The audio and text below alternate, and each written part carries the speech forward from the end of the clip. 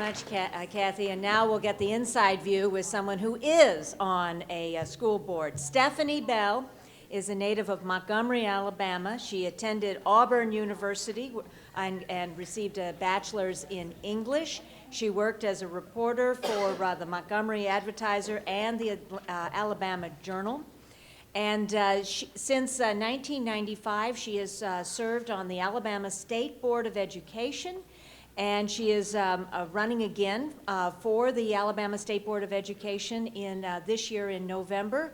And it's always good to have someone on the inside who can give us the skinny of what actually happens on those boards of education.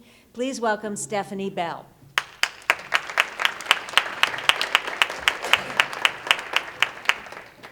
Thank you, Ann. My support team is right here, and I've seen a couple of other faces from Alabama. I would not be here, I would not be serving on the Alabama State Board of Education if it were not for these wonderful, wonderful warriors. And I will have to also add that Ann's mom, Phyllis Schlafly, was one of my very first supporters. Not only did she thankfully send out these wonderful telephone calls, but also supported me financially. And I have to say, every single time I took a photo of that check because it meant so much to me. And the letters that she sent out to support me obviously made a big difference because I'm running for my 8th term. And I never thought I would be serving for, at this point, 25 years. And at the end of this term, it will be 26. And I was 10 when I started, as I have to add that part, but not really, unfortunately. I was born actually here in St. Louis, and even though I've lived in Miami and Montgomery really for most of my life, I was actually born here in St. Louis. So when I was crossing the street last night, I thought, I was born in St. Louis, and I do not want to die in St. Louis. So, although this would be a great place. On a more serious note, I will add to, and I don't have the kind of stories, I have different stories, we all do, and our battles are very similar. They're very important because all of the things that preceded what Kathy has shared and what I will share are a part of education. You've heard it. They all talk about the classroom and where there has been, over the years, great indoctrination. And when you look back, it started very early. I don't have to repeat the things that have already been shared during this meeting. There has been, however, in the last 5 years, I know Kathy has seen it, 10 years, and since I have been on the board, I started fighting as a parent of 3 young daughters. We now have 2 granddaughters. The battle is real. You've seen pictures, the photos of children and why moms are involved, and of course dads along with them. But this battle has to be won in the greatest nation on earth. We are losing this battle, but we are winning some, as Kathy has pointed out. Every single one is crucial, and we must win. I've heard so many times in the last couple of years, well, this is not like Germany.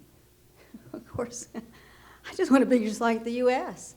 I want to go back to the type of education where you could graduate and you would have an education that today is actually probably the equivalent of a graduate school education in some situations.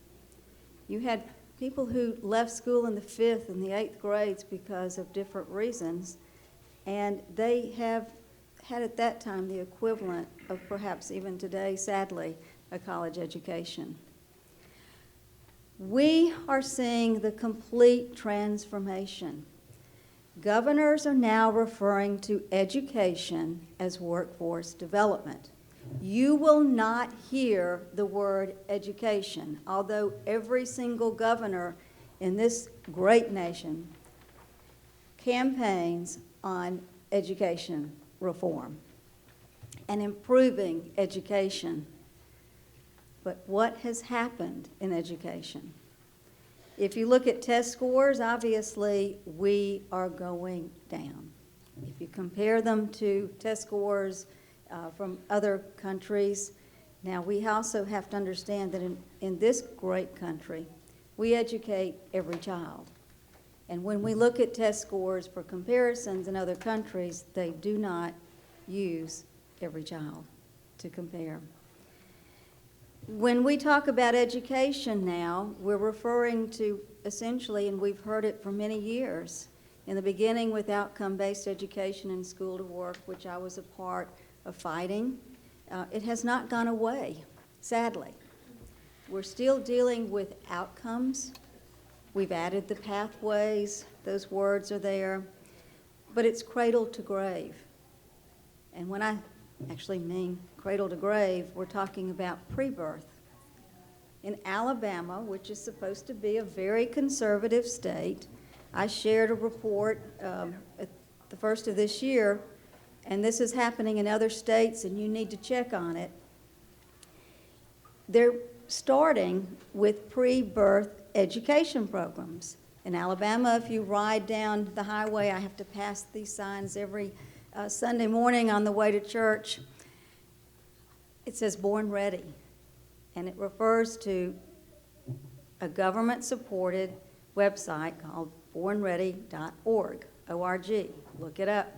We have it in Alabama, and last night when I was trying to remember if it was .org or .com, I got .uk. And of course, many of you, probably most of you, realize that so much of what we're dealing with Common Core actually started in the UK, working along with the world-renowned David Coleman, who really doesn't even have an education background, but he has the political connections, and he's good friends with one of his buddies in the UK. They have completely transformed education. And when we talk about the cradle to grave and the pathways to the workforce, we're looking at pre-K, pre-birth. We're looking at an increase in terms of directing children to the workforce starting at a very, very early age. Kathy mentioned the 4th grade for what I firmly believe is improperly done education. But that's where we're looking at starting. In the 5th grade, they transition in many states already to the workforce pathway. We saw it in our recently Common Core approved course of study, where at the high school level, they have direct pathways. Of course, they still have the advanced placement courses, but you start on a pathway much earlier. So those choices are made very early in a child's education, and now what they're referring to as a career. We are looking at data collection that is beyond comprehension. That starts pre-birth. We were concerned about using Social Security numbers as identity numbers, and they've done that in colleges across this country, and of course other areas they ask you for, and it offends me every time, your social. But even though they're sort of getting away from that, there are, as many of you may already know, what we call student identification numbers. And yes, they can go back and they can look at an individual student.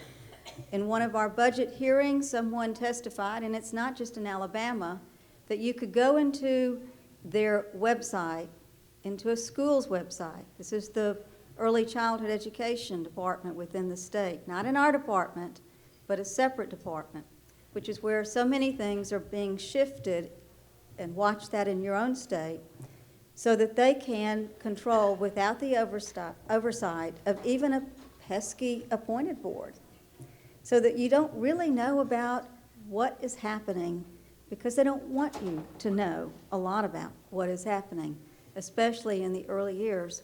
I've had teachers, preschool teachers, tell me that they're videotaping children. They're required to videotape children, and that goes into this file where you can go into the school's website, you can click on a picture, and you can access that child's portfolio. That's kind of scary. I don't want that to happen to my child or my grandchildren at this point. What will be the number one education issue in 2020? Just some offerings. What do you think will be the number one education issue in 2020 and 2021? Sex, gender. What else? Data. Okay, that's a part of what I'm about to give you, is a list of what I see in all of the publications. Kathy knows what I'm referring to because we receive emails from organizations and publications. Education Week is probably a good barometer, and I'll get to the action items in just a second. But all of those are part of the list that I'm about to give to you. Equity is actually going to be the number one, and already has been, the number one issue in discussing education. Equity. Number two, governance. It goes back to those pesky boards and those pesky constituents and those citizens who have a right to know what is happening in their children's education, which is actually counter. If someone who serves in a legislature or an elected board member actually wants to even be considered for re-election, you want their involvement and support. Social emotional learning is a big, big issue. It's right there. These are the top three. Safety and counseling. It goes back to this. Anytime you hear about safety, it goes back to counseling, and that goes back to that social emotional aspect. So instead of teaching, teachers are required to serve as counselors.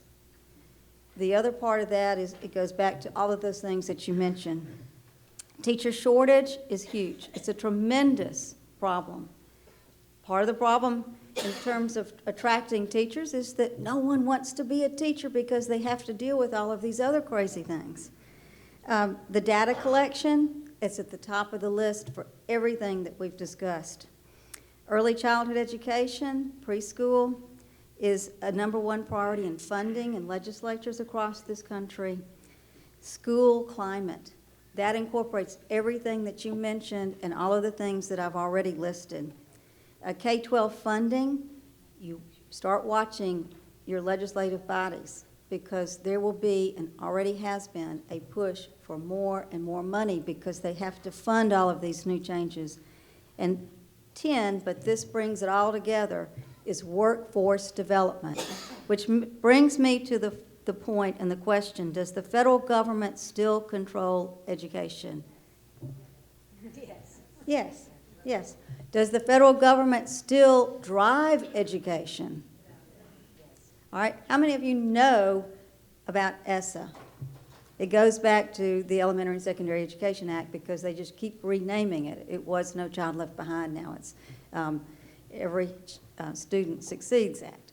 Well, unfortunately, every student is not succeeding, and any discussion about getting rid of the Department of Education, moving it down locally, that's actually what a lot of the people who are on the wrong side want you to talk about. Not that it's bad, because I can remember, I'm old enough to remember, and many of you in this room are not old enough to know, that there was a time when we really didn't have a huge and I've been to Washington, you probably have too, block facility called the U.S. Department of Education. If you close that, they're already in the process, not only at the federal level, but also in the states, of moving education into the Department of Labor. And that's their goal. And anytime you can, please communicate to the Trump administration, any opportunity, I know our group has, any opportunity you have, please make your members of Congress aware that that is a tremendous danger. But it's happening in Alabama, it's happening across this country, it's happening and it's being driven by what they want in Washington, D.C. And I'm finished. Okay.